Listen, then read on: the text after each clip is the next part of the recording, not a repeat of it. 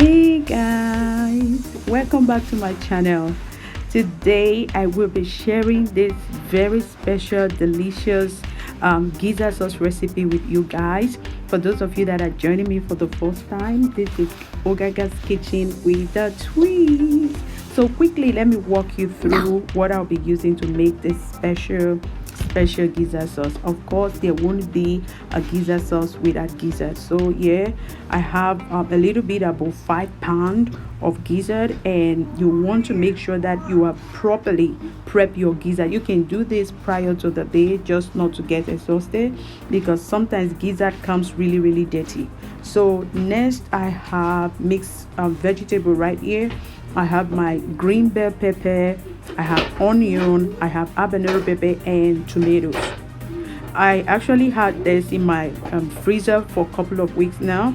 So what I did is I brought it out and defrosted. The only fresh thing I added here is my tomatoes. For you to get this consistency, use your food processor, because you don't want it to be very smooth. You just want to chop it, it gives it that vibrant and pop-up color. So next, I am adding my mushroom. I love mushroom, and mushroom works well also with gizzard sauce. Next, I have my yellow bell pepper. Should I say yes, yellow bell pepper and red bell pepper. I'll be using these for garnishing, and it also makes your gizzard sauce to be very attractive, and it also tastes good as well. So of course, this is very new. I know it's very new to people. I'm adding a little bit of spinach. Like I said, this is my own very recipe. And then for my base, I'm going to be using tomato sauce. So right here, my gizzard, they are in the pot. So I'm just walking you through it to see how neat it is. And then I'm adding black pepper. So I'm actually grinding this myself, to add to the gizzard. I would do where to drop the description of every measurement right below, so you can do where to check that. Next, I'm adding 2 teaspoons of garlic. I'm going to be seasoning this generously, so I'm adding about 4 teaspoons. This is the spoon I'm using, is this spoon. I decided to show you all. 4 teaspoons of onion powder, less than half teaspoon of thyme, less than half teaspoon of cloves, and less than half teaspoon of allspice. You can get these spices at Sam's Club. And then 2 teaspoons of my bouillon seasoning. And then I added 2 bay leaves. So I've just covered that up. I like to cook for 20 minutes without stirring and without adding water. I'm doing this so that the gizzard can actually cook on its juice. So now I'll give it a stir. Like I said, this is after 20 minutes. So after giving it a stir, just stir gently, because I failed to mention that I'm using frozen gizzard, and this is like my second time of using frozen gizzard. Frozen gizzard, you don't have to cook it too long like your fresh gizzard. So after 20 minutes, I gave it a stir, and then I'm going to cover it and allow it to cook for 10 minutes. So in total, I cooked my gizzard for 30 minutes, and it still came out, crunchy. How will I say it? I think yes. When I was chewing on it, it was kind of crunchy in my mouth. So this is after 10 minutes. My gizzard is exactly how I want it. It's cooked, to perfection. Even if I add it to my sauce and cook it a little bit of time, it won't be too soft. So as you can see, that it's really tender at this time. But for me, I don't really like gizzard to be over soft. So this is the perfect time. I did everything in 30 minutes. So I'll give it a stir and turn off my heat. Next, I will be frying my sauce.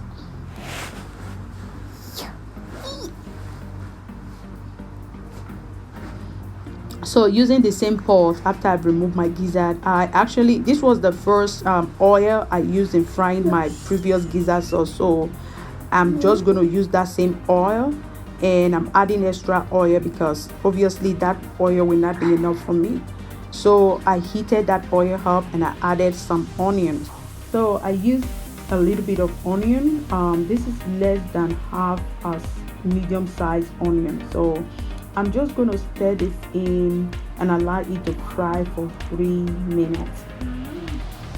So after 3 minutes, I'll give it a little bit of stir, and then I'm going to add my tomato paste. Now for my tomato paste, I made this not exactly from scratch. I got the tomato sauce and just steam it until it became dry. So I have a video of tomato sauce that I made from scratch. I'll share that at my end screen. You can watch it out. I want to just tell you, tomato sauce is the perfect base whenever you're making your jollof rice, your stew, your sauce. It takes it to another level. So I'm going to share that video so you can watch that. So what I did is, after adding the tomato paste, I just stirred it and fried it for a couple of minutes. It should be less than 3 minutes. I'll say fry it for 2 minutes, and you want to keep stirring because it can easily get burned.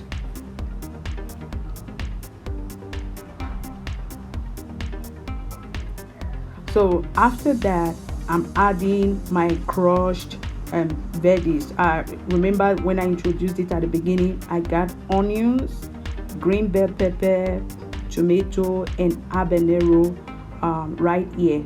Like I said, you can get this consistency just by using your food processor or your pulse and blend in your blender, the pulse and blend in your blender. So I'm going to stir that in and fry it for 5 minutes. 5 minutes. So another thing is, you don't want to over blend it, like I said, because you want that pieces of the vegetables right there in the gizzard. So it beautifies it, it gives it a vibrant color as well.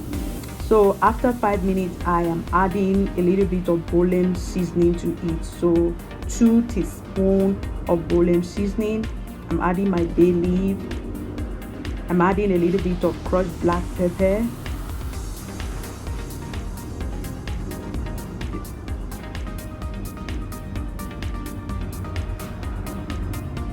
And then of course I added chili pepper for extra heat.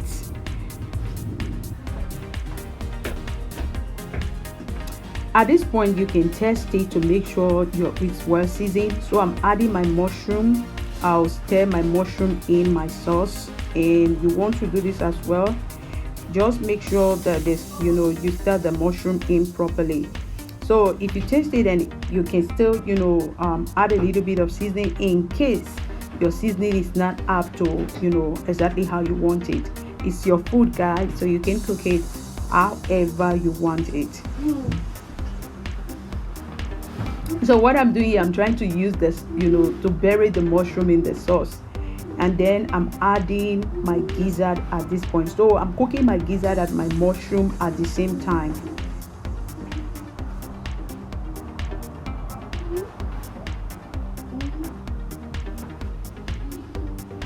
So stir it in properly. So what I didn't add all the gizzard at once. I wanted to stir and then see if there's room for extra gizzard. That is a wise thing to do. You can, by adding it a little bit, and then you can gauge it with your eyes. It helps you to to get the perfect gauge for your gizzard, so it's not too dry or it's not too watery. So after I stirred it in properly, I noticed that there is still room for my extra gizzard, although it wasn't really that much that was remaining, so I added it to it. You can see the beautiful pieces of tomato, onion, and all that. So I'm just going to add a little bit of shrimp powder and a little bit of bouillon seasoning and a little bit of salt. If you are observant, you notice that right from the steaming of the meat and now this is the first time I'm adding salt to it. So less than a teaspoon of salt works for me. Like I said, I prefer to add more of bouillon seasoning than salt. So I tasted it and I knew I needed a little bit of bouillon seasoning and then just a little bit of salt. So I'm just going to cook everything up for 15 minutes. So this is it. After 15 minutes, everything is perfect. So for 15 minutes, this is the perfect consistency. My gizzard is still crunchy. It's not too strong, it's not too soft, the perfect one. And my mushroom is properly cooked, it's not saggy. So just give that a stir. Now I'm going to be adding my mixed pepper. So I have yellow and red and a little bit of onion. So I'll stir that in properly and then allow it to cook for just 5 minutes.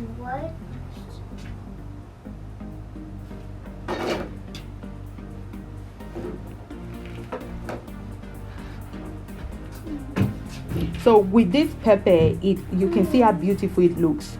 It makes your gizzard sauce attractive, you know. It makes it attractive. It makes it looks delicious, you know. So whenever you're making gizzard sauce, I will advise that at the end, just throw in some bell peppers, you know, to pop out the color of it. And also, it blends well. It tastes really, really good. So I actually noticed that was not enough for me after stirring it in, so I added a little bit extra.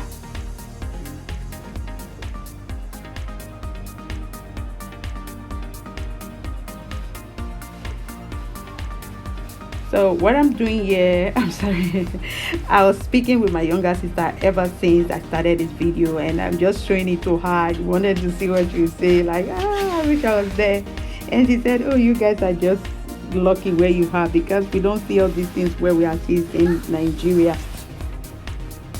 So the last thing I did was to just add a little bit of spinach.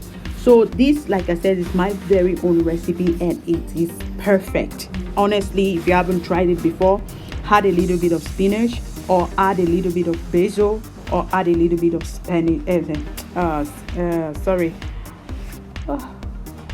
parsley. Yeah.